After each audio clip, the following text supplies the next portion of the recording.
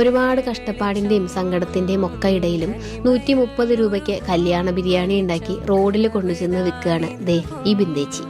എന്റെ സ്ഥാനത്ത് വേറെ ആരും ഇത് ചെയ്യത്തില്ല. 51 വയസ്സായി, ഞാൻ ഒരിക്കൽ പോലും ഒന്ന് സന്തോഷത്തോട് ജീവിച്ചിട്ടില്ല.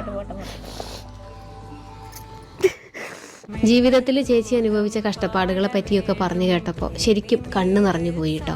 പല ദിവസങ്ങളിലും ഈ പൊരിവെയിലത്ത് വന്ന് നിന്ന് 5 ബിരിയാണി പോലും ചെലവാവാതെ പോയ ദിവസങ്ങളും ഉണ്ട്.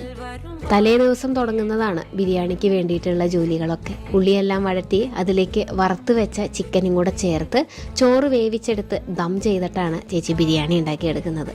ഒരു പ്രത്യേക സ്വാദാണ് കേട്ടോ ആ മസാലയും ബിരിയാണിയും കൂടെ കഴിക്കുമ്പോൾ. ഇത് മാത്രമല്ല, വളരെ വൃത്തിയോടും ചിട്ടയോടും കൂടിയാണ് ചേച്ചി അത് ഓരോന്നും ചെയ്യണത്. നമ്മൾ രാവിലെ മുതൽ ചേച്ചിയുടെ കൂടെ നിന്ന് കണ്ടതാണ് ഇതിൻ്റെ പാചകമെല്ലാം. 2 ചിക്കൻ പീസും ഇത്രയും റൈസും കൂടെ ചേർത്തിട്ടാണ് ചേച്ചി 130 രൂപയ്ക്ക് കൊടുക്കുന്നത്.